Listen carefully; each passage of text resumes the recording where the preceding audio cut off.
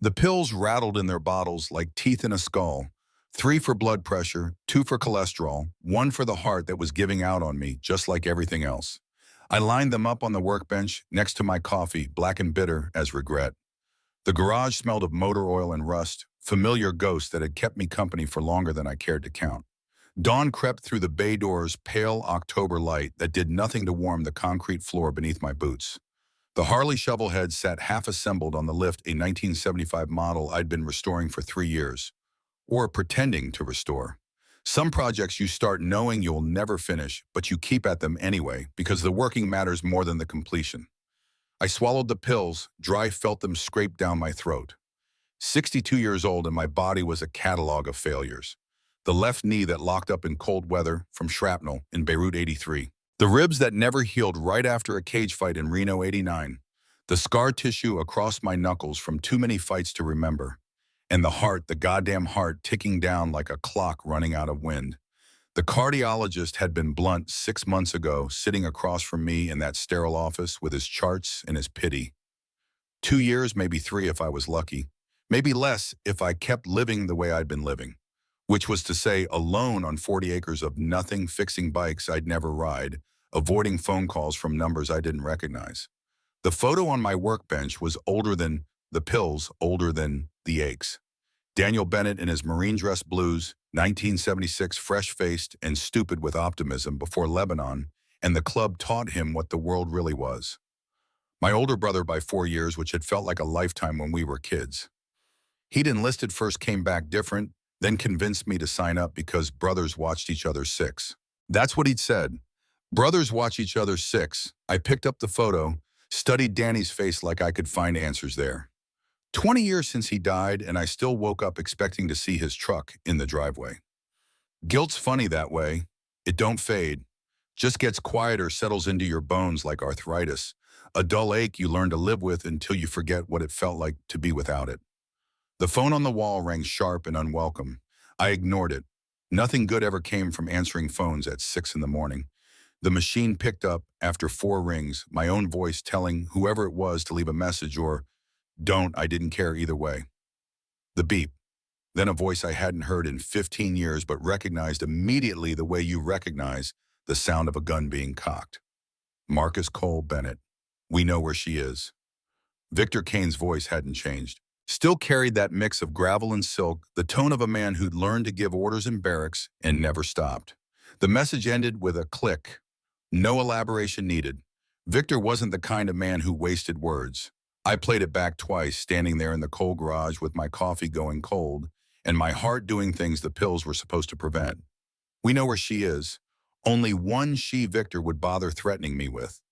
Emma Carter, 25 years old. Daniel's daughter, my niece. The girl I'd stayed away from for 2 decades because that was the deal I'd made with Rachel. Keep Emma safe by staying gone. But if Victor was calling, the deal was broken. I found myself at the gun safe before I'd consciously decided to move muscle memory from a life I'd tried to leave behind. The combination spun under my fingers 3 numbers I'd never forget because they were Daniel's birthday. Inside a Colt 45 from the service older than Emma. A Glock 19 from my club days. A hunting rifle. A sawed-off shotgun I'd taken off a man in Bakersfield who didn't need it anymore. I took the Glock, checked the magazine, racked the slide. The weight of it in my hand felt wrong and right at the same time, like picking up a hammer you'd sworn never to swing again. My hands shook slightly, not from fear, but from the tremor that had started 6 months ago. Another gift from the dying heart. The old club phone tree was in a notebook buried under maintenance manuals, numbers written in pencil that had faded, but not disappeared. I found Thomas Kowalski called Wrench for the 3 tours he'd done fixing equipment in Da Nang before joining the club in '76. His number rang 6 times before he picked up. Jesus, Cole. After all these years, I need eyes on someone. Emma Carter, Daniel's kid. She working at the daily grind on Burnside silence on the line. The kind that means a man's deciding whether to get involved in something that'll probably end badly. Then Wrench's heavy sigh. She is. But Cole, there's been asking around. Hell's Angels, Victor's crew, they've been watching her for weeks. My chest tightened, not the heart attack kind, but close enough. How many 2 that I've seen? Bull and that new kid, Tick. They're not subtle about it. I thanked him, hung up, stared at the photo of Daniel until his face blurred. 25 years Emma had lived without knowing her father was anything other than a good man who died in a car accident. Rachel had built that lie, carefully brick by brick, a wall between her daughter and the truth. And I'd honored it, stayed on my side of that wall, watched from a distance as Emma grew up safe and ignorant. But safe was an illusion, and ignorance only protected you until someone decided it shouldn't. The go bag was already packed, had been for years. Fake ID 5,000 in cash, burner phones, a change of clothes. Habits from the life, the kind you never really shake. I strapped the ankle holster with the backup piece, a snub-nosed .38 that dug into my calf, but disappeared under jeans. The leather jacket came off the hook by the door club, patches torn off years ago, but the leather still scarred with their ghosts. I looked at Daniel's photo one more time before leaving. I failed you once, brother. Not again. The drive to Portland took 40 minutes, my '89 Ford F-150 eating highway like it had a grudge. The truck was older than most marriages, patched and repatched, but the engine ran clean because I'd built it myself. Control what you can control, let the rest go. That was the philosophy that kept you alive when you couldn't trust anyone else's work. The city woke up around me as I crossed the Willamette coffee shops and early commuters, and the smell of rain that hadn't fallen yet. Portland in October, damp and gray, the kind of weather that settled into your joints and reminded you that winter was coming, whether you were ready or not. The daily grind sat on a corner in Burnside, one of those places that tried too hard to look authentic, with its exposed brick and reclaimed wood. I parked across the street, 3 spaces down, angle that gave me clean sight lines to the entrance and the alley behind. The black sedan Victor's boys would be using was easy to spot, circling the block every 20 minutes like clockwork. Amateurs. Or maybe they wanted to be seen, wanted Emma to feel the pressure.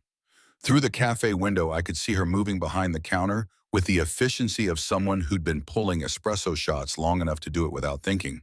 Dark hair pulled back, Daniel's eyes, his cheekbones, his way of tilting her head when she concentrated. 25 years old, and she looked exactly like her father had at that age before the service, before the club, before everything went wrong. My chest hurt watching her, the kind of hurt that had nothing to do with a dying heart and everything to do with the weight of years and distance and choices made for reasons that seemed solid at the time, but looked like cowardice in the morning light.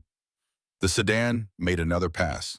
Bull in the driver's seat, thick neck and dead eyes, an enforcer who enjoyed the work too much. Tick riding shotgun, younger, eager, the kind of prospect who'd do anything to prove himself. They were watching Emma the way wolves watch prey, patient and certain. I stayed in the truck drinking coffee from a thermos that had gone cold. Watching, waiting. The cafe closed at 10. Emma would walk home 7 blocks through streets that got darker and emptier the farther you got from the main drag. Rachel had always been paranoid about Emma walking alone at night, and for once, Rachel's paranoia was justified. The hours crawled. I took my evening pills, felt the tremor in my hands get worse as the day wore on. Stress, the doctor had said. Avoid stress, like telling the ocean to avoid being wet. 10:45, the lights in the cafe went dark. Emma emerged with another girl, blonde, probably a coworker. They talked on the sidewalk, the blonde gesturing toward a car parked at the curb. Emma shook her head, smiled, waved goodbye. The blonde drove off and Emma started walking, hands in her jacket pockets, breath fogging in the October cold. The black sedan pulled out from its spot 2 blocks down. I gave them half a block head start, then followed on foot. Old skills coming back, staying in shadows, using parked cars for cover, moving quiet despite the bad knee. The sedan crawled along, matching Emma's pace, and I could see Bull pointing, saying something to Tick. They were planning their approach, picking their moment. Emma turned onto Mason Street, darker now. The streetlights creating pools of yellow that left too much shadow between them. Her pace quickened slightly, some instinct telling her something was wrong, even if she couldn't name it. Women develop that instinct, the awareness of being watched, the prickle on the back of the neck that meant danger was close. The sedan accelerated past her, screeched to a stop 30 feet ahead. Both doors open. Bull and Tick got out, moving to intercept her from the front, while I was still half a block behind. I broke into a run, or what passed for running with a bad knee and a worse heart. Emma saw them, stopped her hand, going to her purse for pepper spray, or keys, or whatever small defense she'd armed herself with. Bull grinned, spreading his arms wide like he was greeting an old friend. I put myself between them and her, stepping into the streetlight, letting them see me clearly. Emma gasped, tried to back away, but I kept my voice low and steady, the tone I'd used to calm scared Marines in firefights. You're in danger. Pretend I'm your dad. Emma's eyes went wide, fear and confusion fighting for dominance on her face. She saw what everyone saw when they looked at me. A big man, gone gray, leather jacket, scars the kind of rough trade you cross the street to avoid.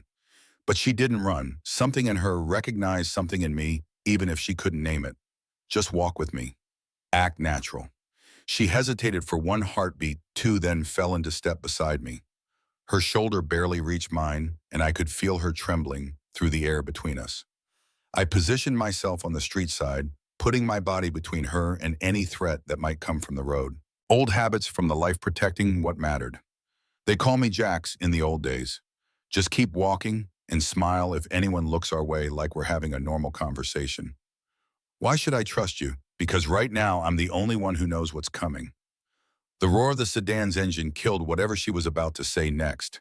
It came up fast behind us, tires squealing, then shot past to stop directly in our path. Bull and Tick emerged like bad dreams blocking the sidewalk. Bull was 6'4" and 250, most of it muscle, and he moved with the confidence of a man who'd won more fights than he'd lost. Tick was smaller, but wired the kind of nervous energy that made him dangerous because he had something to prove. Well, well, look who it is. Marcus Cole Bennett. Thought you were dead. Not yet, though I've been working on it. The joke fell flat, which was fine. I wasn't trying to be funny. I was buying time calculating angles, assessing whether Emma could run if things went bad. Bull took a step closer, eyes flicking between me and Emma, doing his own calculations. Didn't expect to see you in this neighborhood, Jax. Just taking my daughter home. You know how it is. Can't be too careful these days. The lie rolled out smooth because I'd been lying for so long, I'd almost forgotten what truth felt like. Bull studied Emma, then me, looking for resemblance, finding enough to make him doubt. Emma played along, pressing closer to my side like she'd done it 1,000 times. That the Carter girl, that's my daughter. We got a problem. Bull's hand twitched toward his jacket, and I knew he had a piece there, probably a 9mm, and I knew he was young enough and dumb enough to pull it in the middle of a city street. I didn't move my own hand toward the Glock, just held his gaze, let him see that I wasn't afraid and I wasn't backing down. And if this went the way he was thinking it would go, at least one of us wasn't walking away. Victor wants a word with you. Tell him I'm not hard to find, but he leaves her alone. The standoff stretched silence heavy between us. Tick shifted his weight, eager for action, but Bull was older, smarter, and knew that sometimes walking away was the better play. After what felt like an hour but was probably 30 seconds, Bull backed up, jerked his head at Tick. Another time, old man. They got back in the sedan, engine growling as they pulled away. Emma sagged against me, breath coming fast, and I realized I'd put my arm around her shoulders without thinking, the gesture automatic, protective. What the hell was that? That was your past catching up. We need to talk. The diner was 3 blocks away, Pete's Roadhouse, a place that had been serving coffee and pie since before I was born. I guided Emma there through back streets, staying away from main roads, checking over my shoulder every 30 seconds. The tremor in my hands had gotten worse, and I shoved them in my pockets so Emma wouldn't see.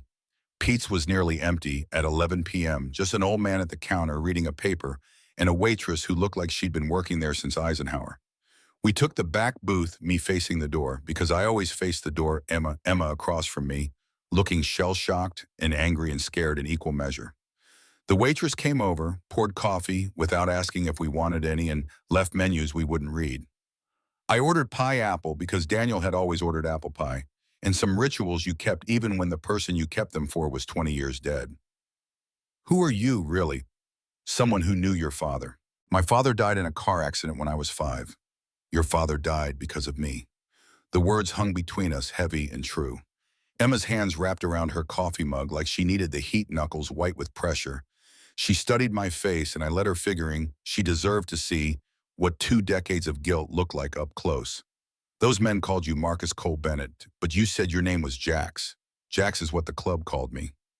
Road name, short for Jackson, my middle name. Cole is my real name. Marcus Cole Bennett, your uncle. Emma's coffee cup stopped halfway to her lips. She set it down carefully like sudden movements might shatter something. My uncle. Mom never mentioned you. Rachel was protecting you. Way she knew how.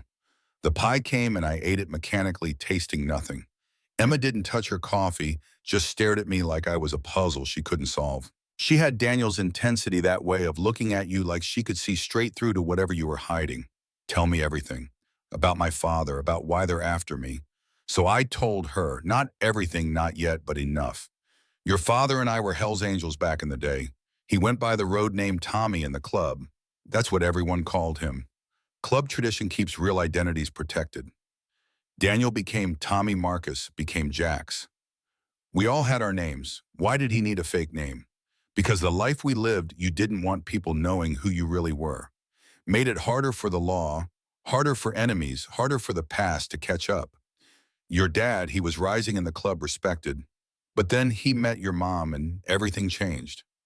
I told her about the brotherhood and loyalty and the kind of debts that don't get forgiven. About Daniel trying to leave, trying to build a normal life with Rachel and baby Emma. About the men who thought leaving was betrayal, and betrayal only had one punishment. I didn't tell her how he died.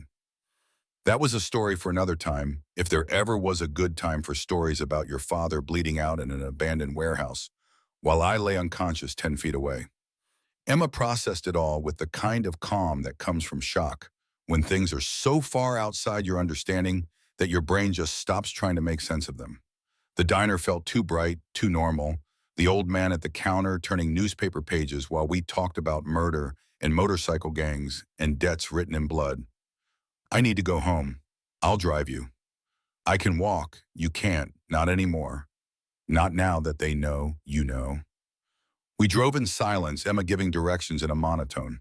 Her apartment was in a decent neighborhood, the kind Rachel would have chosen, safe and boring, and far from anything that looked like the life Emma's father had actually lived. I parked at the curb and engine idling, and Emma sat there with her hand on the door handle, but not opening it.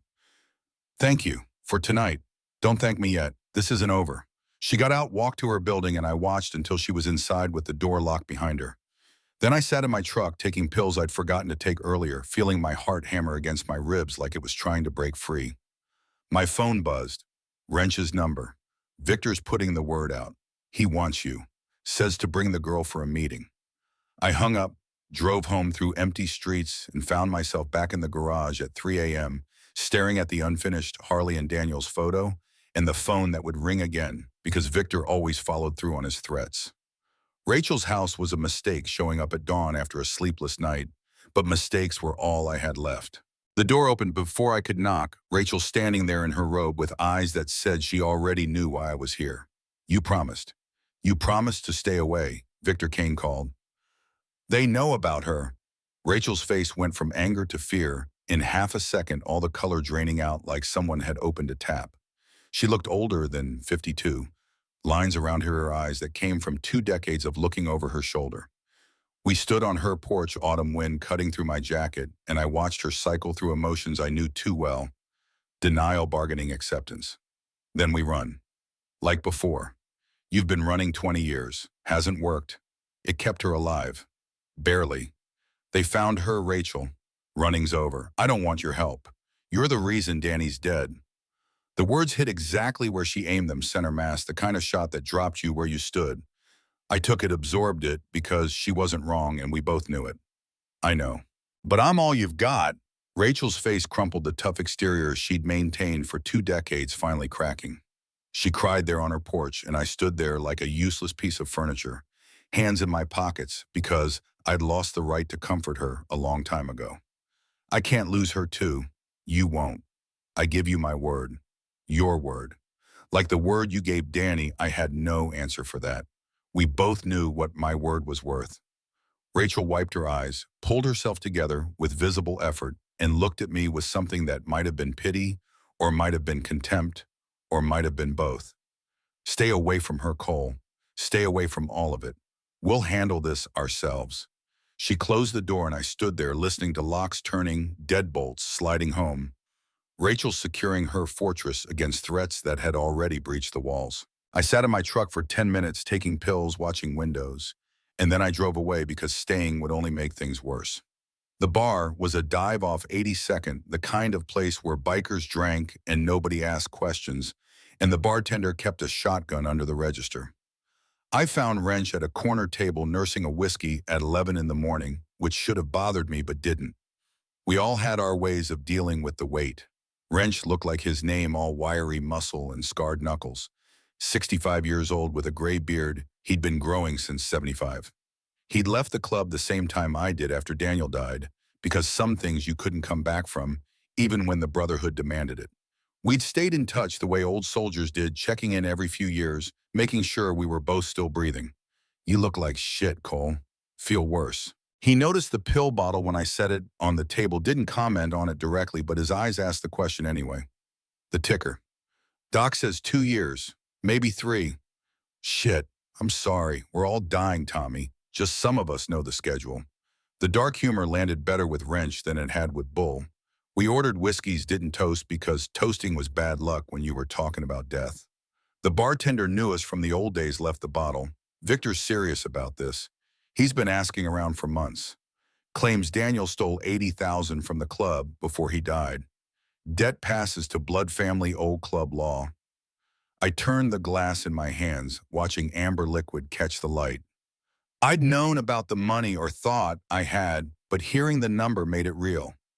80,000 was enough to disappear on, enough to start over somewhere far from Portland and the Angels and everyone who wanted you dead. You know what happened that night, Cole, better than anyone. I know Victor's version, and mine. Truth somewhere between. You going to war over this if I have to? Wrench studied me over his whiskey, reading the decision I'd already made. He'd seen that look before, probably worn it himself. The look of a man who'd found something worth dying for after years of trying to find a reason not to. Then I'm in. Danny saved my ass more than once. I owe him. We drank to that, the first toast we'd made, because some debts transcended superstition. My phone rang while I was driving home. Rachel's number. I almost didn't answer, figured she'd just unload more justified anger, but something made me pick up. Emma found old photos. She's asking questions. What kind of photos? The newspaper article. From the rally in '85. She knows I was in the club, Cole. She knows I lied. I pulled over, sat on the shoulder of Highway 26 with hazards flashing and semis blasting past. The photo Rachel was talking about was from the annual run to Crater Lake. 25 people on bikes, sun shining, everybody young and stupid and convinced we'd live forever. Daniel and Rachel and me all grinning like we'd figured out the secret to life. What did you tell her? Nothing, everything. I don't know, she stormed out. Went looking for you. Where's she now? I don't know. The phone went dead. I sat there for 30 seconds, then called the garage number, let it ring. No answer. I tried the bar. Wrench picked up. If Emma Carter comes looking for me, keep her there. Don't let her leave alone. Already here, boss. She found you faster than I expected. The drive back took 20 minutes that felt like hours. Emma was sitting at the same corner table, arms crossed, face set in an expression I recognized from Rachel 20 years ago. Angry, scared, determined to pretend she was neither. I slid into the seat across from her, and Wrench made himself scarce, taking his whiskey to the bar. Tell me the truth. All of it, no more protection. Emma's voice had steel in it, Daniel's steel, the kind that bent but didn't break. I looked at her and saw my brother, saw Rachel, saw the collision of two lives that had tried so hard to be normal and failed because normal wasn't in our blood. Tomorrow, meet me at a place your father loved. Where Crater Lake. The cabin. You know it, I know it. Mom took me there once when I was little. Then never again. Be there at noon. I'll tell you everything. Emma studied me, weighing trust against instinct, and I could see the exact moment she decided to believe me. She stood left without another word, and I sat there with Wrench's abandoned whiskey and the weight of promises I wasn't sure I could keep. The drive to Crater Lake took 2 hours, winding roads through pine forests that looked exactly like they had 40 years ago. The cabin sat on the shore, isolated, no neighbors for 3 miles. Daniel had bought it in '84 with money he'd made doing legitimate construction work back when he still thought he could have both lives, the club and the family, the violence and the peace. Emma's car was already there when I arrived, a sensible Honda that screamed Rachel's influence. She stood on the dock, staring at the water, and didn't turn when I walked up beside her. The lake was calm, mirror flat, reflecting clouds and mountains, and the kind of beauty that made you forget for just a moment how ugly the world could be. My dad used to fish here every Sunday, catch and release. He said it wasn't about the fish. What was it about? Peace, quiet, time away from the noise. We sat on the dock with fishing poles in the water, not really fishing, just going through motions, because some conversations needed the pretense of another activity. Emma waited patient in a way that reminded me more of Rachel than Daniel.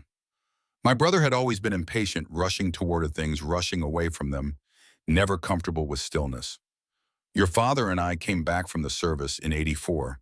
Lebanon peacekeeping mission, both of us. World didn't want to hear about it. We'd done what they asked, went where they sent us, and came home to find out nobody cared. The war was over. Middle East was someone else's problem, and we were reminders of something the country wanted to forget. I could see it in my head clearer than the present sometimes. The Marine barracks in Beirut concrete building that felt like a target. The sound of the truck bomb that collapsed, Daniel pulling me from rubble while our buddies died around us. Your father saved my life. We were in the barracks when the bomb hit. Danny grabbed me and dragged me out. Took injuries meant for me. That was the kind of man he was. You're my brother, he said. That means something. And I said it means everything. Emma's hands were still on the fishing pole, but I could see tears tracking down her face. She didn't wipe them away, just let them fall. We came back and the angels gave us brothers. Structure, purpose. We weren't criminals, not at first. Just survivors looking for tribe. The club was that in the beginning. Men who understood what we'd been through because they'd been there too. But things changed, the club changed. We started running guns, moving product crossing lines we'd told ourselves we'd never cross. Your dad, he had a conscience, started questioning things. Then he met your mom. How did they meet? She was an ER nurse, fixed me up after a wreck in '82. I came in bleeding from a high side on Highway 18, and there was Rachel stitching me up and telling me I was an idiot for riding without better gear. Danny came to pick me up, saw her, and that was it. He fell hard. Rachel had been different then. Tougher, less afraid, with a dark sense of humor that came from spending nights in emergency rooms, seeing what people did to each other. She patched up. Plenty of bikers knew what the life was, but Daniel convinced her he was different. Maybe he was for a while. He wanted family, normal life. A daughter who'd never have to know about the things we'd done. But club law was blood in, blood out. Only way out was death. So they killed him for leaving. It's more complicated than that. Emma turned to face me fully, and her eyes were Daniel's eyes, brown with flecks of gold, searching for truth in a story that had nothing but sharp edges. There's something about that night I never told anyone, not even Rachel. The sun was setting, turning the lake into liquid fire. I took my evening pills, felt them stick in my throat, and told Emma something I'd carried for 20 years. Your father didn't just want to leave. He was going to burn it all down. The cabin's interior smelled of dust and neglect, furniture draped in sheets like ghosts. I made coffee while Emma explored, touching things, picking up photo albums, running her fingers over Daniel's old fishing gear. When she came back to the main room, she had a picture in her hand, Daniel and me on motorcycles, young and grinning. You look like him, same eyes. People used to say that. He was the handsome one. Emma set the photo down, wrapped her hands around the coffee mug I gave her. Outside, darkness had settled over the lake, and the cabin's isolation felt protective rather than lonely. What did you mean, burn it all down? So I told her about the money, about Daniel stealing $80,000 from the club's gun-running operation, about the evidence he'd compiled, transactions and shipments and names, everything the FBI would need to dismantle the Portland chapter completely, about his plan to turn the state's evidence, get immunity for himself, and Rachel disappear into witness protection with baby Emma. He was trying to do the right thing. But in Victor's eyes, in the club's eyes, that was treason.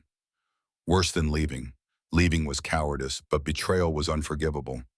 Emma absorbed this, and I could see her rewriting her father's story in her head, replacing the simple narrative of a good man who died young with something more complex and dangerous and real. Is that why they killed him? That's why they tried to. The night he died, he was supposed to meet Victor, negotiate his exit. But Victor brought backup, and it turned into an ambush. I was with Danny, got knocked out in the fight. When I woke up, he was bleeding out, and Victor was standing over him. My voice caught on the memory, and I had to stop, take a breath, force the words through the tightness in my chest that had nothing to do with my failing heart. I should have protected him. That was my job, watching his six, and I failed. It wasn't your fault. Emma's voice was gentle, but she didn't understand. Couldn't understand. Blame didn't care about circumstances or bad luck or being outnumbered. Blame just settled in and made itself at home and charged rent you'd be paying for the rest of your life. We sat in silence, listening to the cabin settle the lake lap against the dock, night sounds filtering through old walls. Finally, Emma spoke again, quieter now. Why did you stay away? These years, because Rachel asked me to. Because she blamed me, and she wasn't wrong. Because every time I looked at you, I saw him, and I couldn't stand the reminder of what I'd failed to protect. So I honored her wishes and kept my distance, and watched from far away as you grew up without ever knowing you had an uncle who thought about you every single day. Emma was crying again, and this time I moved around the table, put my arm around her shoulders in a gesture that felt both foreign and natural. She leaned into me, and we sat there like that while the fire burned down and the darkness pressed against the windows. When Emma finally spoke, her voice was muffled against my jacket. Those men tonight, they're going to keep coming, aren't they? Yeah, they are. What do? We make it right, the only way we can. The sound of gravel under tires cut through the quiet. We both froze, and I moved to the window, peering through a gap in the curtains. A single car, headlights off, rolling slowly up the access road. Not Victor's black sedan, something else. Stay here. Lock the door behind me. I went out with the Glock in my hand, moving along the porch's shadow, letting my eyes adjust to the darkness. The car stopped 50 yards out, and Rachel got out, hands visible, no threat. I lowered the gun, but didn't put it away. How did you find us? This was our place, Cole. Where else would you take her? Rachel walked up to the cabin, and I could see the weight of the drive in her shoulders, the decision to come here after all these years. Emma opened the door despite my instructions, and mother and daughter looked at each other across the threshold. I'm sorry, baby. I'm so sorry I lied to you. Emma hugged her mother, and they cried together in that way women did, open and unashamed. I stood on the porch, giving them space, watching the road for any other visitors who might have followed Rachel. When they separated, Rachel looked at me with eyes that held 20 years of anger and pain and something else. Something that might have been forgiveness, or might have been exhaustion, or might have been the recognition that we were all in this together now, whether we liked it or not. We need to talk, all three of us. Inside, Rachel poured herself coffee and sat at the table like she owned the place, which in a way she did. This had been Daniel's cabin, and when he died, it should have gone to her, but she'd never wanted it, couldn't stand the memories. So it had sat empty except for the times I came out here to maintain it, keeping it ready for a family that would never use it again. Emma sat between us, and I realized this was the first time in 20 years the three of us had been in the same room. The last time had been Daniel's funeral, me standing in the back, Rachel refusing to look at me, baby Emma crying in her grandmother's arms. I've been keeping secrets from both of you. Rachel's voice was steady, the tone of someone who'd made a decision and wouldn't be talked out of it. About Danny, about what really happened, about why Victor wants Emma.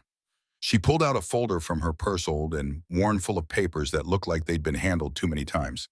Bank statements, receipts, documents with the FBI seal. Danny did steal the money, $80,000, but he wasn't going to keep it. He was going to use it as evidence. Proof of the gun running the drug distribution, everything the club was doing. He was going to burn it down and take us into witness protection. I'd known some of this, suspected more, but hearing it confirmed made it real in a way it hadn't been. Emma looked between us, trying to understand.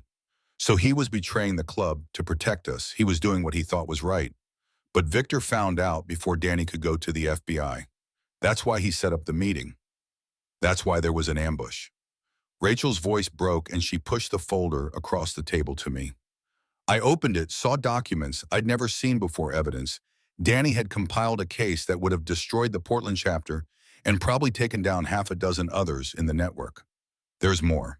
Rachel wiped her eyes, forced herself to continue. The night Danny died, I was supposed to drive him to the meeting, but Emma had a fever and I stayed home. Danny asked you to go instead, Cole. You weren't supposed to be there. It was supposed to be just him and Victor. The words hit like bullets, each one finding a mark. I wasn't supposed to be there. Danny had planned a solo meeting, probably figured he could talk his way through it, probably thought Victor would be reasonable because they'd been friends once. And I'd volunteered to watch his back because brothers watched each other's six, and that decision had gotten him killed. This changes everything. I kept my voice level, but my hands were shaking worse than usual. Victor doesn't just want revenge. He wants justice. Club justice. And under the old laws, he's right. What does that mean? It means Emma's not just collateral, she's the debt. Blood pays for blood, betrayal pays with everything. That's the code. That's what Victor's enforcing. The cabin felt smaller, suddenly walls pressing in the isolation that had seemed protective, now feeling like a trap. Rachel stood paced to the window, stared out at darkness. So what do we do? I stood too, every joint protesting, every year making itself known. The pills rattled in my pocket, a reminder that time was a luxury I didn't have. 2 years, the doctor said. Maybe 3, but probably less if I kept living in a way that involved confronting motorcycle gangs and old debts and violence that should have stayed buried. I challenged Victor. Old school, one-on-one, winner takes all. Rachel spun from the window, face pale in the dim light. That's suicide. You're not 25 anymore, Cole. Your heart's failing. You can barely walk without pain. He'll kill you. Maybe, but I'm Danny's brother. It's my right, my duty. Emma stood too, and now all three of us were standing the table between us like a battlefield, waiting for someone to make the first move. There has to be another way. There isn't. This is the only language Victor understands. The old ways, the code honor and blood and settling debts the way we always settled them. I pulled out my phone, scrolled to Victor's number, the one I'd kept all these years, just in case. My thumb hovered over the call button, and I looked at Rachel, at Emma, at the family I'd failed once and couldn't fail again. Last chance to walk away. Both of you leave Portland. I'll stay the deal with Victor, and you'll be clear. No. Emma's voice was firm. Daniel's voice, the sound of someone who'd made up their mind and wouldn't be moved. We're family. We face this together. Rachel looked at her daughter, then at me, and something shifted in her expression. The anger that had lived there for 20 years loosened its grip just slightly. Together. I pressed call. Victor answered on the second ring like he'd been waiting. Cole, been expecting to hear from you. I'm issuing challenge. Old school rules, you and me. Winner decides the debt. Silence on the line, just the sound of Victor breathing, considering. Then a sound that might have been a laugh or might have been a cough. Challenge accepted. But Cole, you look like death already. How about we settle this right? You beat me. I clear the debt. You lose same. But either way, you get that heart surgery you need first. Debt waits for no one, but I'm not killing a man who's already dying. The offer was unexpected. Mercy from a man who'd built his reputation on being merciless.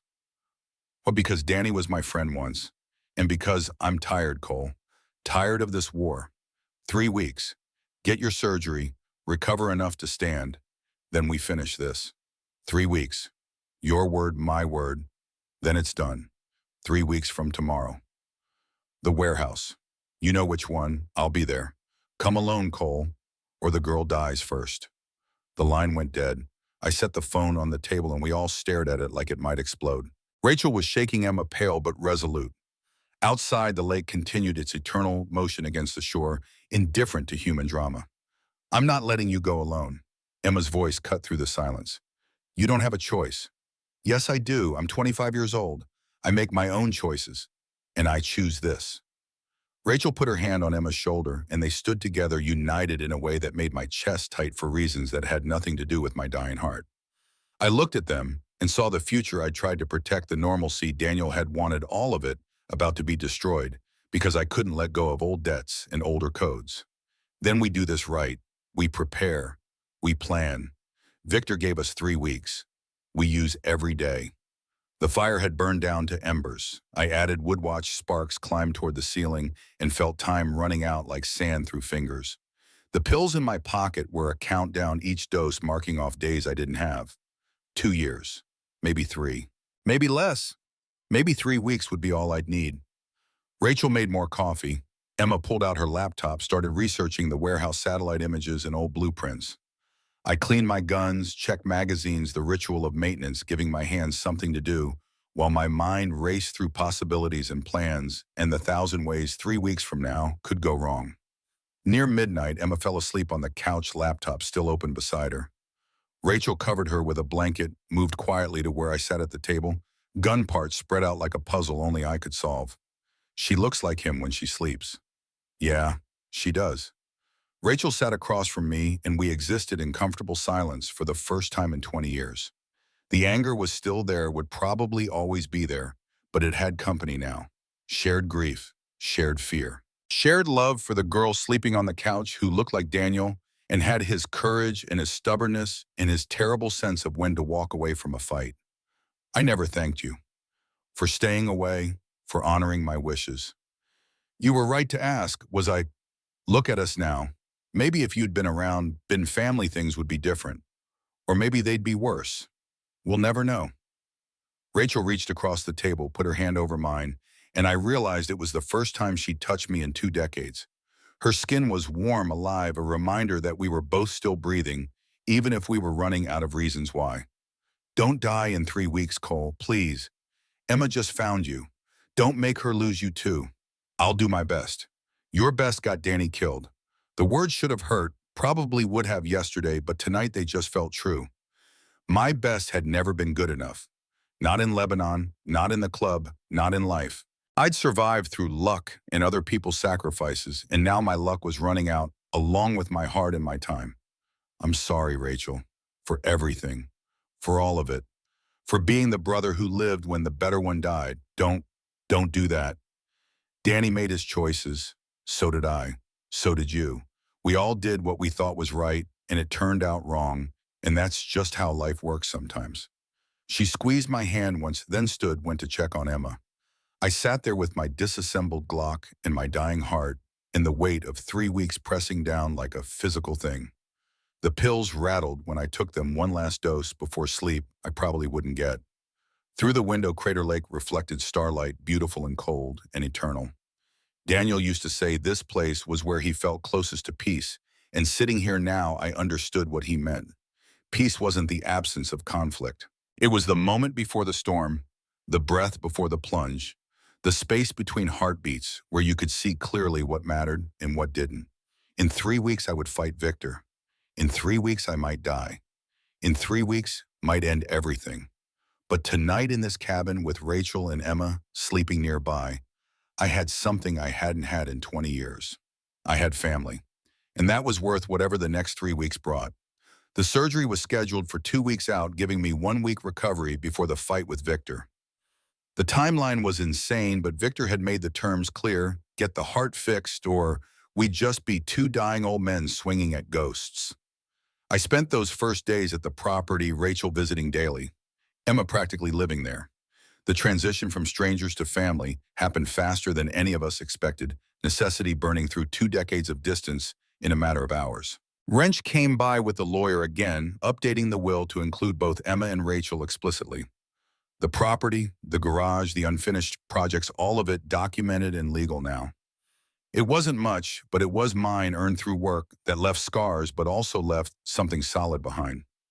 You planning on dying? Cole planning on being prepared?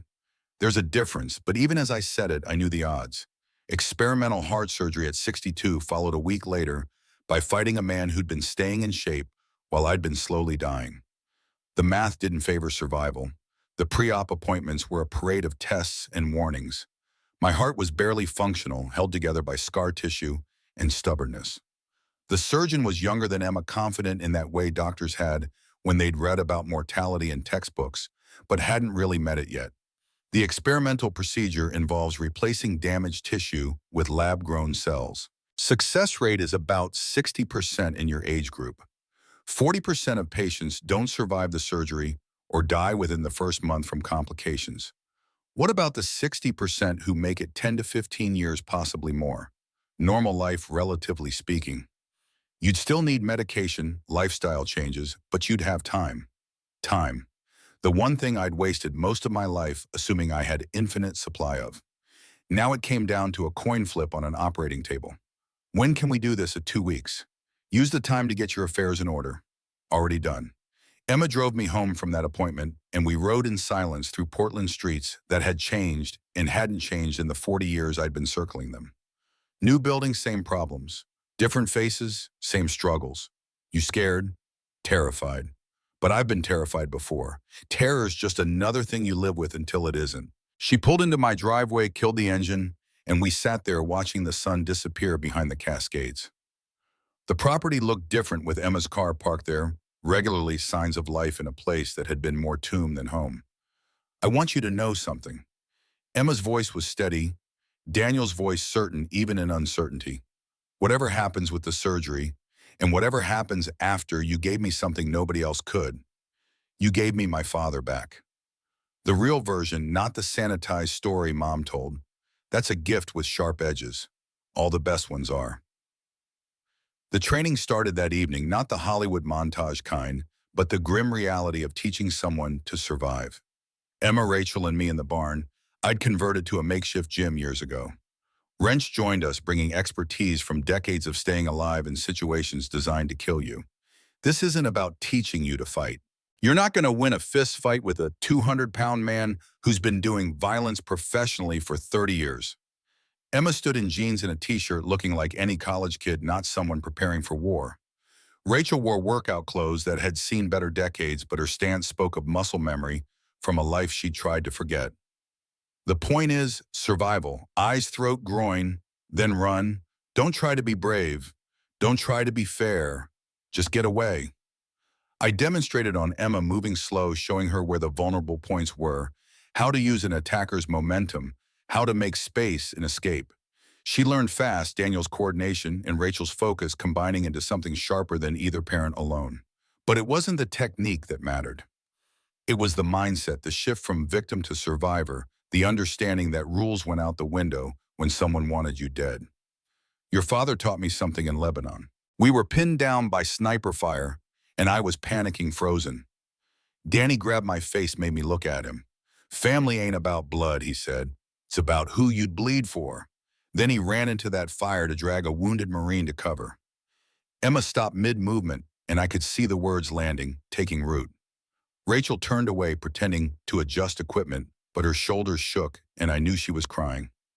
Why are you really doing this? After 20 years, I sat on the weight bench, legs dangling, feeling every one of my 62 years. Emma sat beside me, close enough that I could feel her warmth, far enough to maintain the distance we'd lived with for 2 decades. Because I'm dying anyway. Heart's giving out. Doc says 2 years, maybe 3, probably less if I keep doing stupid things like this. That's the worst reason I've ever heard. It's the only honest one. Emma processed this, staring at the barn walls like they held answers. Outside evening, birds sang their territorial songs, indifferent to human drama. He loved you, Mom told me. Even after everything, even knowing you'd be there that night, he loved you. The words hit harder than Bull's fists would later. I'd carried the guilt for so long, it had become part of my skeleton, load-bearing, essential. The idea that Daniel had forgiven me or never blamed me to begin with was almost worse than the anger I'd imagined. That makes it worse. No, it makes it matter. What you're doing now, it matters because he loved you and you loved him, and that's worth dying for. Rachel came back then, eyes red but voice steady. She sat on my other side, and we were 3 people on a bench facing barn doors that opened onto a property that might soon belong to just 2 of them. There's something else I need to tell you both. About the night Danny died, about what happened after. She told us then the part of the story I'd never heard. About racing to the warehouse when she heard gunshots over Danny's open phone line. About finding me unconscious and Daniel bleeding out. About Ricky Knuckles, O'Brien Victor's second-in-command and brother-in-law, trying to stop her from getting us out. We struggled. I grabbed Danny's gun. It went off. Her voice broke, but she forced the words through. Ricky died instantly. Headshot. I dragged you both to the car. Danny died before we reached the hospital. I couldn't save him. But I saved you. The confession hung between us, and I realized Rachel's guilt matched mine, 2 people carrying the weight of that night, neither able to put it down. That's why Victor wants revenge. I killed his brother-in-law. Ricky Knuckles O'Brien. Victor's family. Emma looked between us, understanding crystallizing. This wasn't just about stolen money or betrayed brotherhood. This was about blood family, the oldest debts that never got forgiven. There's more. Rachel's voice dropped to barely above whisper. I was pregnant when Danny died, 3 months along. Your brother Emma. I miscarried 2 weeks later. From the stress, the running, the fear, lost him in a motel bathroom in Spokane while you slept in the other room. The words fell like stones into water ripples spreading outward. Emma made a sound, half sob, half gasp. I sat frozen, rewriting history again, adding another ghost to the collection I already carried. That's why I blamed you so much, Cole. You took everything. Danny, the baby, the life we were supposed to have. I'm sorry. The words were inadequate, always had been, but they were all I had. Rachel leaned her head on my shoulder and Emma took my hand, and we sat there while the sun climbed higher and time ran out. The days blurred together, a routine of training and planning and trying to prepare for outcomes we couldn't control. Emma was learning not just self-defense but awareness, how to read situations, trust instincts. Rachel surprised us all by demonstrating skills she'd kept buried muscle memory from decades ago returning with practice. Wrench worked with me separately trying to rebuild strength the dying heart had stolen. We both knew it was futile, but the ritual mattered. Two old warriors going through forms pretending preparation could overcome biology. You know this is probably suicide. Probably. And you're doing it anyway. What choice do I have? Victor won't stop. The debt has to be settled. There's always a choice, Cole. You could run, all three of you, disappear like Rachel did before. I looked at him. This man who'd survived war and the club and 65 years of life that tried to break him at every turn. He knew the answer before I said it. Some debts you can't run from. And I'm tired of running.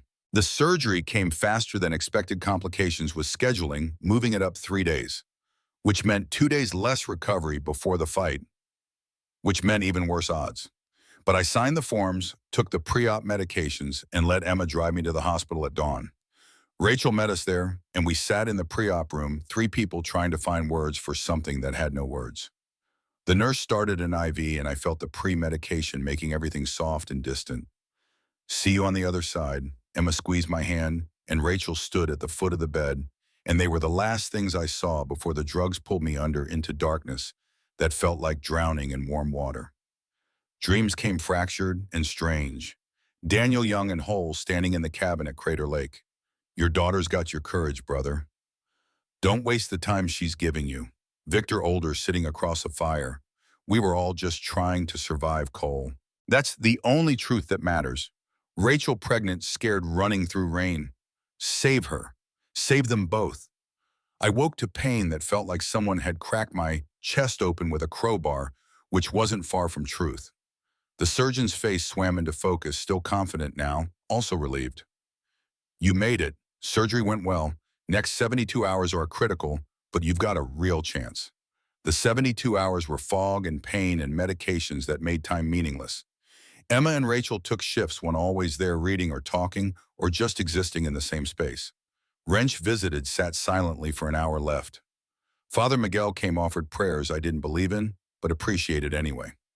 On the 3rd day, I was strong enough to sit up. On the 5th, they moved me to regular recovery. By the end of the 1st week, the surgeon was using words like remarkable and unprecedented, which felt like jinxes, but apparently weren't. But I didn't have the luxury of a normal recovery timeline. In 1 week, I'd be fighting Victor. 1 week to go from cracked chest to functional enough to not die immediately. The recovery nurse was a woman in her 50s who'd seen enough patients to know bullshit from genuine progress. She didn't accept excuses, didn't tolerate laziness, and pushed me through physical therapy that felt like torture but worked. Your body's been falling apart for years, Mr. Bennett. We're rebuilding it, but you have to do the work. Nobody gets healthy by lying in bed feeling sorry for themselves. She reminded me of drill instructors from the service, which was probably why she was effective. By day 7, I could walk the hallway without stopping. By day 9, I could climb stairs. By day 10, discharge day, I felt stronger than I had in a decade, but nowhere near strong enough to fight. Emma picked me up, drove me home, and I saw Rachel's car already in the driveway. She'd apparently been staying at the property maintaining things, making sure I had somewhere to come back to. The gesture felt bigger than the action commitment to something neither of us had names for yet. The garage had been cleaned, organized, tools arranged properly for the first time since Daniel died. Rachel stood in the doorway, wiping her hands on a rag, trying to look casual about the work she'd clearly put in. Figured you'd want things in order. Thank you. Emma helped me inside and we sat at the kitchen table, same table where we'd drafted the will and eaten Rachel's casserole and tried to prepare for endings that had turned into beginnings. Coffee appeared stronger than hospital coffee, but still civilized compared to the bitter stuff I usually made. The fight's in 4 days. The words hung there unavoidable. I'd been avoiding thinking about it during recovery, focusing on getting through each day. But time had kept moving, and now the warehouse confrontation loomed. You're not ready. Rachel's voice was flat, stating fact, not opinion. No, but it doesn't matter. Victor's not going to wait, and the debt won't settle itself. Emma pulled out her laptop satellite images of the warehouse district. She'd been researching, planning, thinking tactically in ways that reminded me uncomfortably of Daniel. We need backup, people we trust. Wrench already said he's in, but we need more. I made calls that afternoon, reaching out to old contacts who'd left the club, who owed Daniel favors, who might be willing to stand against Victor for the right reasons. Most said no. Some didn't answer. But a precious few said yes. By evening, we had a list. Wrench, two of his old service buddies, Father Miguel, surprisingly, and Detective Webb, who'd worked cases with me before, and owed me for testimony that had closed a murder investigation 5 years back. It wasn't an army, but it was something. 7 people, including me, against Victor's crew of probably double that. The math still didn't favor us, but at least we wouldn't be completely outnumbered. The next 3 days were preparation. Emma and Rachel learning the warehouse layout, escape routes, cover points. Wrench stockpiling medical supplies because someone was going to need them. Father Miguel providing neutral ground blessing and the kind of moral authority that sometimes prevented things from going completely sideways. And me trying to regain strength. My body didn't have taking walks that exhausted me, lifting weights that felt twice as heavy as they should. The surgery had bought me time, but taken capability trade-off that would have been acceptable if I'd had months to recover instead of days. The night before the fight, Rachel made dinner, and we ate as a family for maybe the last time. Emma talked about plans for the garage, ideas for expanding, hiring veterans, creating something that would last beyond whatever happened tomorrow. Rachel added business suggestions, cash flow projections, practical thinking that balanced Emma's idealism. I sat there listening, contributing occasionally, mostly just absorbing the moment. This was what Daniel had wanted, what he'd died trying to create. Family around a table, making plans, building futures. The fact that it had taken 20 years and was happening the night before I might die felt like cosmic irony, but I'd take it. After Emma went to bed, Rachel and I sat on the porch watching stars appear one by one. The October air was cold enough to see breath, and somewhere in the distance, a coyote called Lonely Sound that matched my mood. I've been thinking about the cabin. Crater Lake, Daniel's place. It's yours if you want it. Legally, it's in some trust, but I can sign it over. That's not what I meant. Rachel turned from the stars, and in the porch light, I could see the girl Daniel had fallen for 40 years ago, still there under the layers of time and survival. I meant maybe we could all use it, fix it up, make it what Danny wanted it to be. Family place, family place. She didn't say if you survive tomorrow, but it hung unspoken. We both knew the odds. Victor was younger by 2 years, in better shape, and hadn't just had his chest cracked open. The fight was already lost on paper. But sometimes you fought anyway because not fighting meant something worse than dying. I'm sorry, Rachel, for everything, for all the years, for not being there when you needed someone, for being the brother who lived when the better one died. Stop, just stop. Rachel's voice was sharp but not angry. Danny made his choices. I made mine. You made yours. We all did what we thought was right, and it turned into this tangled mess, and nobody's to blame because we're all to blame. She reached across, took my hand, and I realized it was the second time she'd touched me voluntarily in 20 years. Don't die tomorrow, Cole. I know the odds are bad and your heart's barely working and everything's broken. But don't die, because Emma needs you and I need you, and Danny would want you to stick around and be the annoying little brother who fixes motorcycles and teaches his daughter things I don't know how to teach. I'll do my best. Your best got Danny killed. The words should have hurt, would have destroyed me a month ago, but tonight they just felt true. And truth had edges, but also clarity. Rachel smiled slightly, recognizing the callback to earlier conversations, and we both laughed, dark humor that came from surviving things that should have killed you. I'll do better than my best. That's all anyone can ask. She stayed until midnight, and when she left, she kissed my cheek, sisterly affection that felt like forgiveness or acceptance or maybe just acknowledgement that we were all doing our best with broken tools and incomplete instructions. The morning of the fight came too fast, dawn breaking over the property with the kind of beauty that felt obscene given what the day promised. I woke on the floor, back screaming protest body reminding me that 10 days wasn't enough recovery time for experimental heart surgery. Emma and Rachel were already up making coffee, moving around the kitchen with the kind of quiet efficiency that spoke of shared purpose. We ate breakfast in near silence, nobody wanting to voice the fear that this might be the last meal together. Wrench arrived at 9, followed by the others in staggered intervals. By noon, we were all gathered in the garage, 7 people preparing for something that might end with one or all of us dead.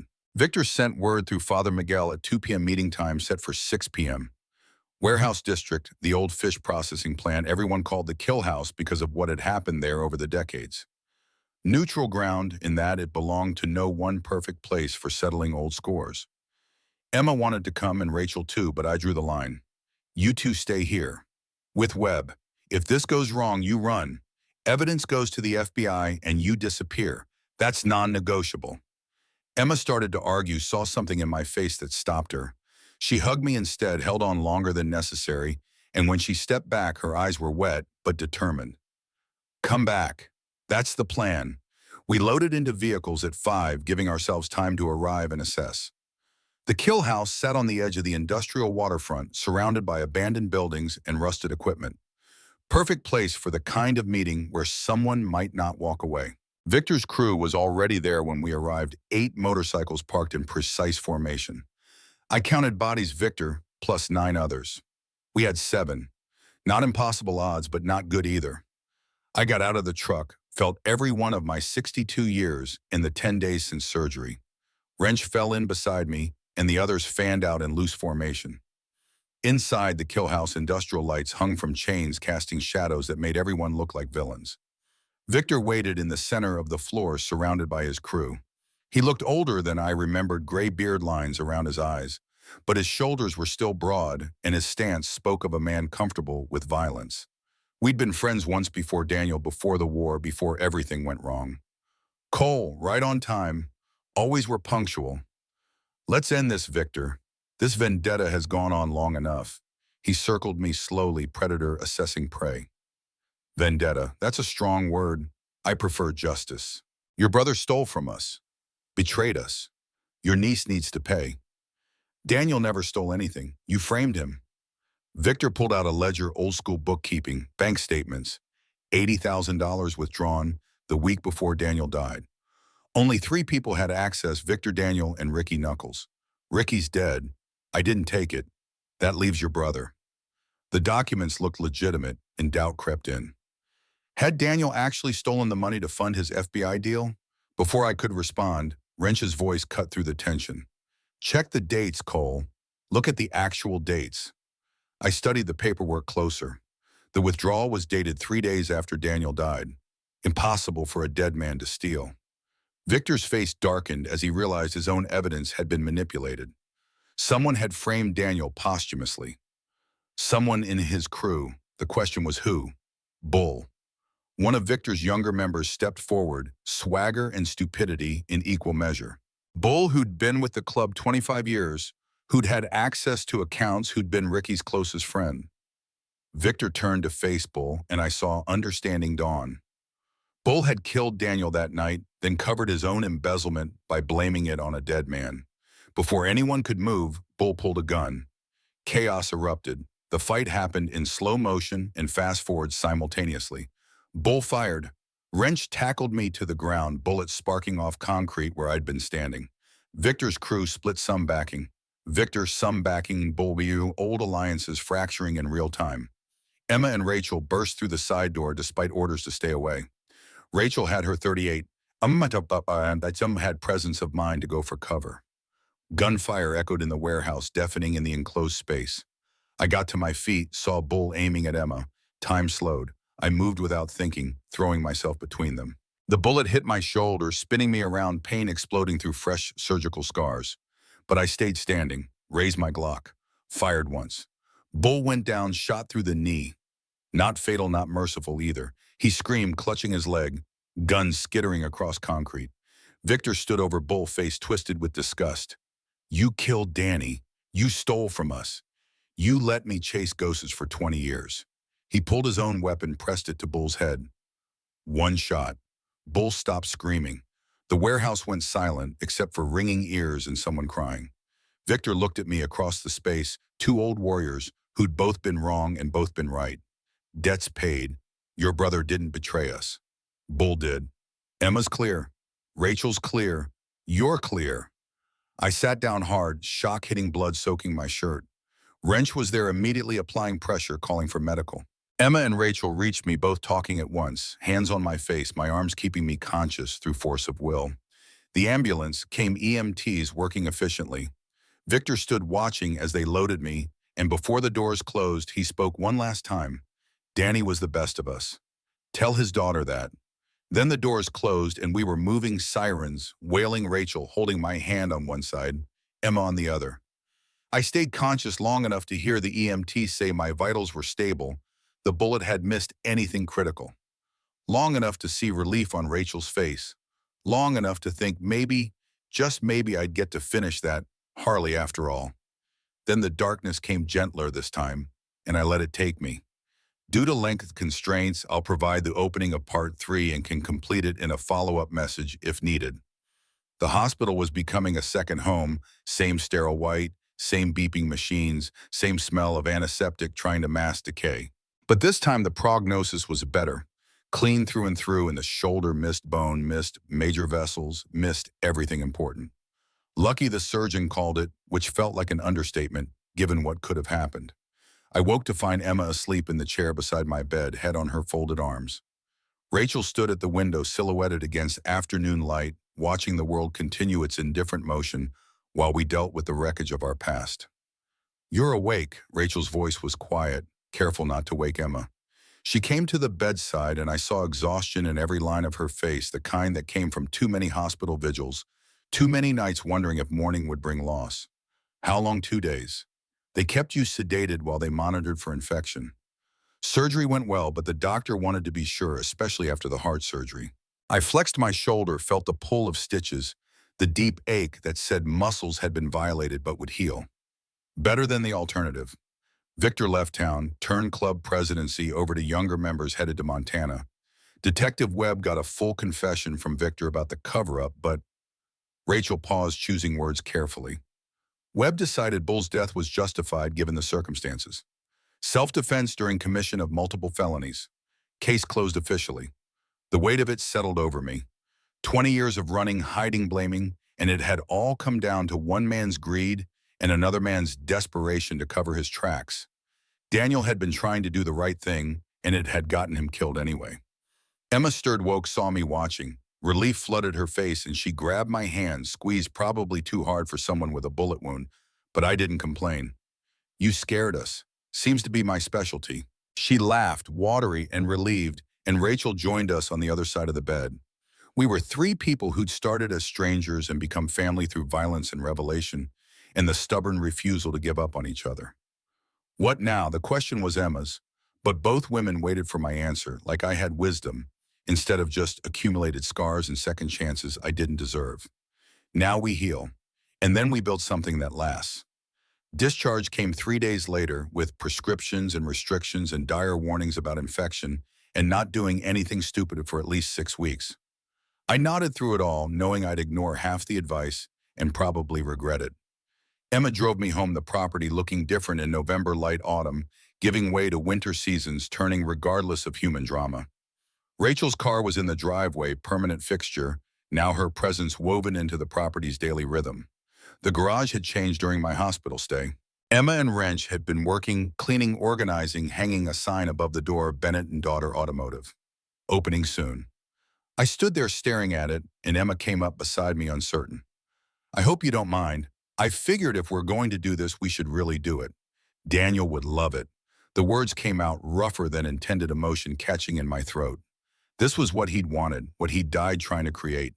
A future where Emma could build something clean, something honest, something that didn't require looking over your shoulder, waiting for the past to catch up.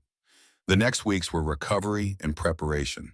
Physical therapy for the shoulder continued, cardiac rehab from the heart surgery, slow rebuilding of a body that had taken too much damage, but kept functioning anyway. Emma and Rachel worked on the business side, permits and licenses and all the bureaucratic nightmares that came with legitimacy. Wrench brought by equipment he'd acquired through means I didn't ask about. Father Miguel helped with community outreach, spreading word that a veteran-owned garage was opening, fair prices, honest work. Detective Webb even stopped by with a case of motor oil and gruff blessing that was as close to approval as he got. 3 months after the warehouse, we opened officially. Small ceremony, just family and friends. Wrench brought beer. Emma had ordered sandwiches, and we stood around the garage talking about Daniel more openly than any of us had in 20 years. He'd be proud of you, Emma. Father Miguel's voice carried authority from both his cloth and his past, taking pain and making purpose. That's redemption. The customers started coming. First a trickle, old bikers who'd known Daniel, veterans who'd heard about fair prices and honest work. Then steady flow enough to keep busy but not overwhelmed, sustainable rather than chaotic. Emma proved to have Daniel's touch with engines and Rachel's head for business. They balanced each other, yin and yang, building something that worked because it was built on truth instead of lies, foundation instead of facade. My role shifted naturally from operator to advisor. The heart was healing, the shoulder too, but 62 was 62, and the surgeries had taken their toll. I could work a few hours a day, teach Emma advanced techniques, handle the business that required age and experience. But the heavy lifting, literal and figurative, was passing to the next generation. And I was okay with that. 6 months after opening, Emma came to me with news that changed everything again. I met someone. His name was David, veteran, Purple Heart from Afghanistan, working as a teacher while figuring out what came next. They'd met at one of Emma's self-defense classes. She'd started those two teaching women the basics I'd taught her. David had come to help demonstrate, and apparently the rest was history. You'll like him. He reminds me of you, actually. The good parts. There are good parts. She laughed, and I met David the next week. Quiet guy, thoughtful, carrying his own weight, but not crushed by it. He looked at Emma the way Daniel had looked at Rachel, like she was something precious and breakable and stronger than she knew. Your intentions are honorable. The question came out before I could stop it. Protective uncle voice I'd never earned, but apparently had anyway. David met my eyes, didn't flinch. Yes, sir, I love her. Planning to ask her to marry me if that's okay with you. It's not my permission you need. But for what it's worth, you have my blessing. They were engaged by Christmas, married by spring in a small ceremony at Crater Lake. Rachel cried, I pretended I wasn't crying, and Emma looked radiant in a simple dress that had been her grandmother's. Father Miguel performed the ceremony, and at the reception, Wrench got drunk enough to tell embarrassing stories about Daniel that had everyone laughing and crying in equal measure. I danced with Rachel at the wedding, first time we'd touched like that in decades. She'd put on a dress that showed the woman she'd been before life taught her to hide, and in the evening light by the lake, she looked 20 years younger. Danny would have loved this. Yeah, he would have. We swayed to music neither of us really heard, lost in memories and regrets and the strange peace that came from surviving long enough to see doom after all the pain. The years rolled forward, seasons turning, business growing. Emma and David moved into a house nearby, close enough for family dinners, but far enough for independence. Rachel stayed at the property more nights than not, never officially moving in, but accumulating presents through coffee mugs and books and laughter that had been missing too long. We never called it anything, never defined the relationship. Just two old survivors finding comfort in each other's company, understanding, born of shared history and hard-won grace. 3 years after the warehouse, I went for cardiac checkup, expecting routine results. Got something else instead. Your heart function is remarkable, Mr. Bennett. Better than we hoped. You're in the top 5% of surgical outcomes, meaning barring complications, you're looking at 20 years. Maybe more. 20 years. I'd be 82. Longer than Daniel had lived, longer than I'd ever expected to make it. The gift of time felt overwhelming and terrifying and precious, so I should cancel my funeral arrangements. The surgeon didn't appreciate the joke, but I saw the recovery nurse hiding a smile. I'd kept in touch with her, sent Christmas cards, the kind of connection you make with someone who sees you at your worst and helps you back from it. Keep taking the medication. Maintain the lifestyle changes. Come back every 6 months for monitoring. But Mr. Bennett, you've been given something rare. Don't waste it. I drove home thinking about the years I'd spent alone in a garage full of unfinished projects. The property looked different now. Emma's car there daily, Rachel's presence permanent, David's truck parked beside Emma's. Family in the way that mattered. That evening, Bennett and Daughter Automotive was celebrating its third anniversary. Wrench had catered Emma's self-defense students came veterans we'd helped over the years. Father Miguel said Grace Detective Webb told jokes that weren't funny, but everyone laughed anyway. Rachel found me standing by the garage door watching it all and slipped her hand into mine. This is what he wanted, you know. All of it, I know. So why do you look sad? Because he's not here to see it. She leaned against me and we stood there watching Emma laugh, with David watching people who'd become family through choice rather than blood watching the future Daniel had died trying to create. He sees it, Cole. Wherever he is, he sees it. And he's proud. 5 years after the warehouse, Emma came to the garage with news that made time feel even more precious. She was pregnant. Daniel's first grandchild, another generation, the future continuing to unfold despite everything. Rachel cried. I pretended I wasn't crying, and Emma glowed with the kind of joy that made you forget for just a moment how much pain the world held. I want to name him Daniel, if it's a boy. After Grandpa, your father would be honored. Will you tell him when he's old enough? Will you tell him about Grandpa Daniel? The question carried weight responsibility, the passing of history from one generation to the next. I looked at Emma, saw Daniel in her eyes, saw Rachel in her determination, saw the future waiting to unfold. I'll tell him everything. The good and the bad, the heroism and the mistakes, all of it. So he understands that people are complicated and family is messy and love is worth fighting for even when the fighting costs everything. Emma hugged me, careful of my shoulder that still ached in cold weather, mindful of the heart that beat stronger than it had any right to. When she pulled back, her eyes were wet but smiling. He's lucky to have you as a grandfather. The word hit me like a bullet, in a good way, validating something I'd never expected to be. Grandfather, family, legacy, all the things I'd thought I'd lost when Daniel died, handed back to me by his daughter, who'd been brave enough to let me in. Daniel Bennett Carter Rivera was born on a Tuesday in spring, 7 pounds, 6 ounces lungs that worked perfectly from the first cry. I held him in the hospital, this tiny person who carried Daniel's name and Emma's eyes in a future none of us could predict, but all of us would protect. Your grandfather was a hero, I told him, knowing he couldn't understand but needing to say it anyway. Not perfect, not always right, but he tried. He tried so hard to do what was right, and that's what matters in the end. Rachel stood beside me, tears streaming, touching the baby's cheek with fingers that trembled. Emma watched from the bed, exhausted and radiant, David beside her, looking terrified and proud in equal measure. This was family, this was grace, this was everything Daniel had died protecting and everything I'd lived to see.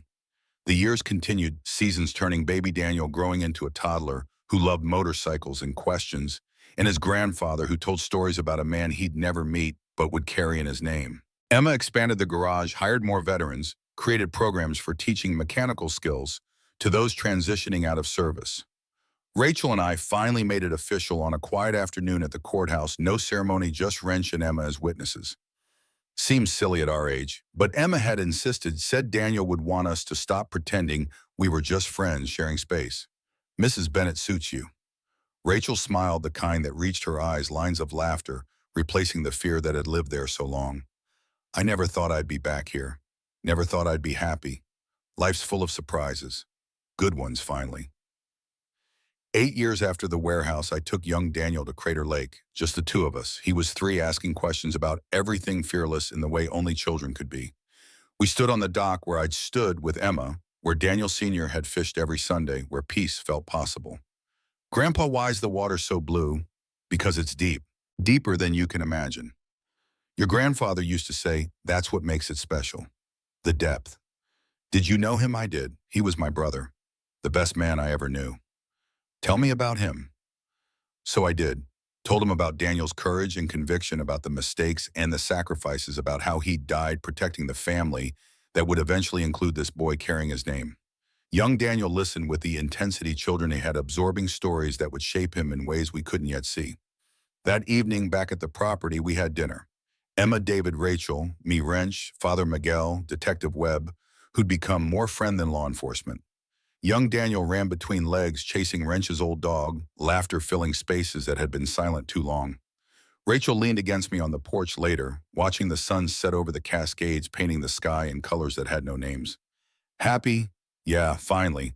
After everything? Yeah, good. Because you've earned it, Cole. Every bit of happiness you've earned. We sat there until stars appeared, same stars Daniel had watched from this property, same eternal witnesses to temporary struggles. The garage lights were on, Emma inside, working late on a project. The house held the warmth of family, the kind you built rather than born into. 10 years after the warehouse, I turned 72. The heart was still ticking, medications doing their job, body worn but functional. Young Daniel was 5 starting kindergarten, asking even more questions. Emma was pregnant again, girl, this time planning to name her Rachel Marie. The garage had become an institution place where veterans went not just for car repair, but for community, for understanding, for the brotherhood they'd lost when they left service. Emma had done what Daniel couldn't, built something that lasted, something that helped people. And me, I was teaching Daniel Jr. how to rebuild a carburetor, passing on knowledge Daniel Sr. had taught me. The circle continuing, generations connected through grease and metal and stories that refused to die. Rachel found me in the garage one afternoon, Daniel napping in the office, after fighting his grandfather's patient instruction. You've done good, Cole. Better than good. We've done good. All of us together. She kissed me gentle and certain, and I kissed her back, grateful for second chances, and the stubborn refusal to give up even when giving up seemed reasonable. That evening, the whole family gathered for dinner at the cabin. Crater Lake shimmered under summer sun, peaceful and eternal. Emma's belly showed prominently, David attentive, young Daniel running wild with the freedom of childhood. Wrench told bad jokes, Father Miguel said Grace Webb complained about retirement being boring. And I sat there 72 years old, heart rebuilt, shoulder scarred, but alive. More than alive, living. Really living for the first time in decades. Daniel's pocket watch sat in my pocket, ticking away seconds that no longer felt like countdown, but like gift. Time spent with family is time well spent. He'd known that at 25. Took me until 72 to understand, but I'd gotten there. Finally, after everything I'd gotten there. Young Daniel climbed into my lap, smelling of lake water and sunscreen, and the kind of innocence that came from growing up protected. Grandpa, tell me about great-grandpa Daniel again.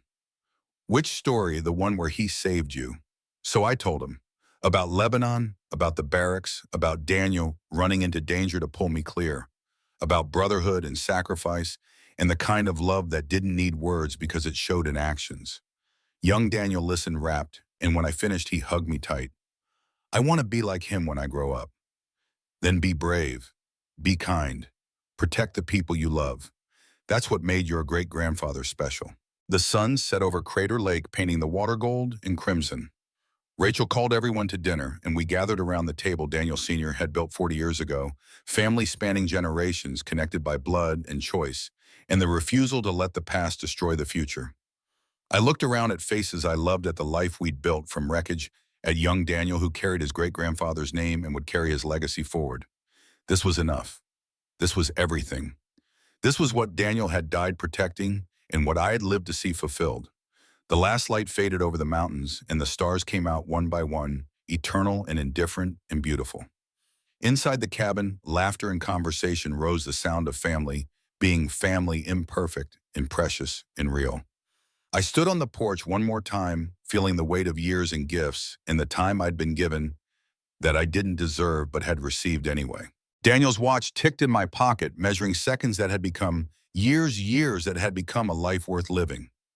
Your daughter's safe, I told my brother's ghost, told the stars, told the night. She's happy. She's building something good. Your great-grandson carries your name and your courage. The debt's paid, Danny. The debt's finally paid. Inside, Rachel called my name and I went to her, to family, to the future that kept unfolding despite everything. The past was done. The future waited. And for the first time in 20 years, I was ready for it.